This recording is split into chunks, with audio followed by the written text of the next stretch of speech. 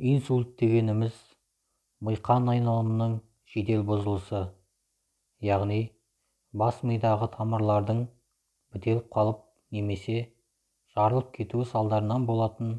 Сол бас мидағы аймаққа қан бармай қалып, нәтижесінде өз функциясын дұрыс атқармауы. Сол қан бармай қалған аймақтың бұзылысы көп болса, инсульт соғұрлым ауыр болады.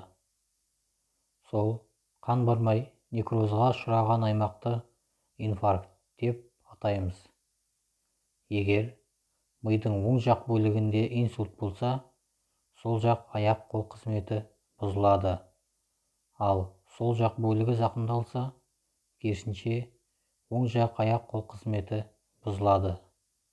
Егер мидың маңдай бөлігі зақымдалса, онда адамның сөйлеуі, қимылдауы, эмоциясы, есте сақтауы бұзылады, мінез-құлқы өзгереді. Маңдайдың жоғарғы жағы зақымдалса, ауырсыну сезімі жоғалады, дене қызуы бұзылады.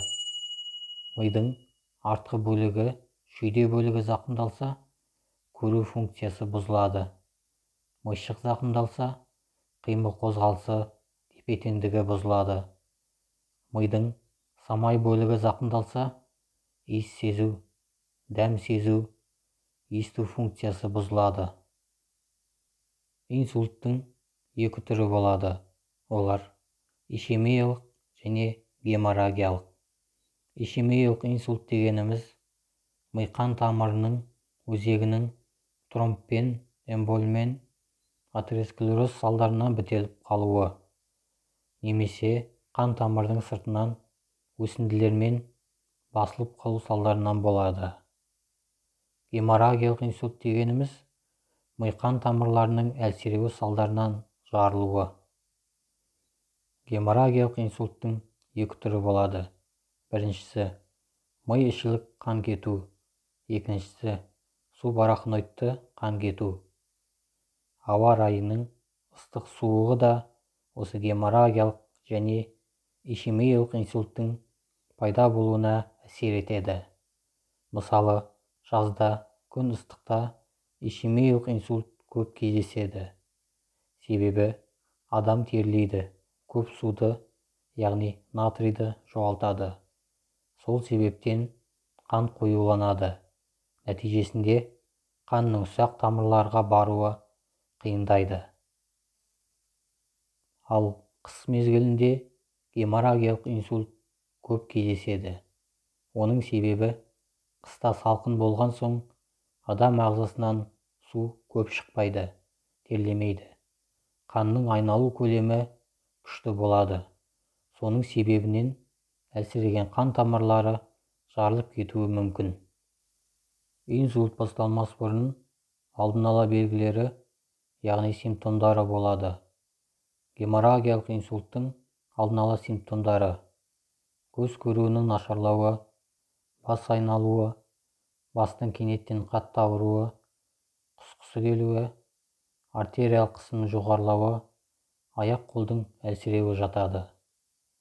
Ал ишемиялық инсульттың алдын ала симптомдарына бас ауруы, аяқ-қолдың оң немесе сол бөлігінің жансыздануы, бас айналуы, тілдің күрмелуі, тепе-теңдікті жоғалту, көзге қос көріну, беттің бір бөлігінің түсіңкі болуы, яғни бірдей болмауы, және ауыздың қисаюы жатады.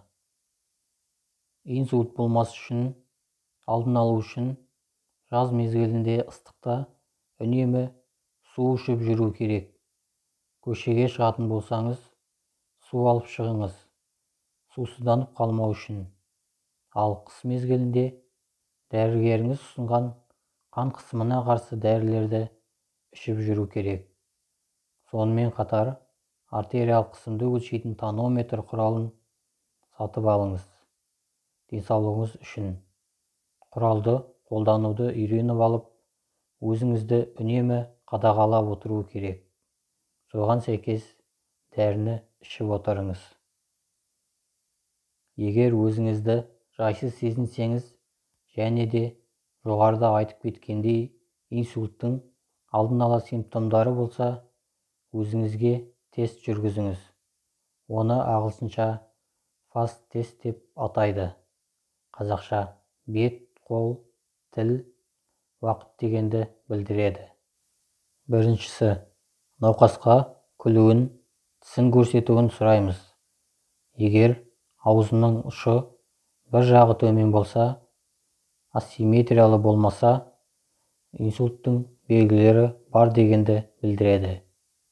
Екіншісі, науқасқа екі қолын тік 90 градусқа 5 секунд көтеруін сұраймыз, отырған күйінде. Ал жатқан күйінде 45 градусқа көтеруін сұраймыз. Егер бір қолын көтере алмай, жансыздану байқалса, аяқ қолдың қозғалысы бұзылса, инсульттің белгілері бар деген сөз. Үшіншісі, науқасқа бір сөзді айтуын сұраймыз. Ол сөзді оның түсініксіз айтса, онда инсульттің белгілері бар дегенді білдіреді. Төртіншісі, уақыт. Егер де осы айтылған үш белгінің біреуі болса, онда тез арада жедел жәрдем шақыру керек.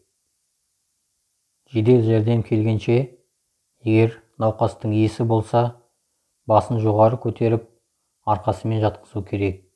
Үйде тонометр болса, артериялық қысымын өлшеу керек. Пульсін санау керек.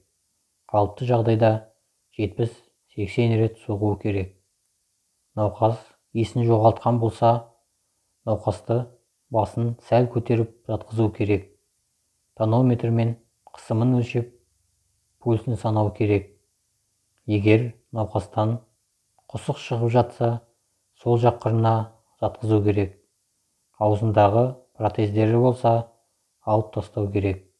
Егер құсық тамақ қалдықтары болса, қолыңызға бинт орап, алып тастаңыз. Жедел жәрдем келген соң, өзінің қызметін көрсететін болады. Сіз ол келгенше осы нұсқауларды орындасаңыз, өміріне төнетін қауіпті азайтатын боласыз. Назар аударғандарыңызға рахмет. Каналға тіркеліп кетіңіздер.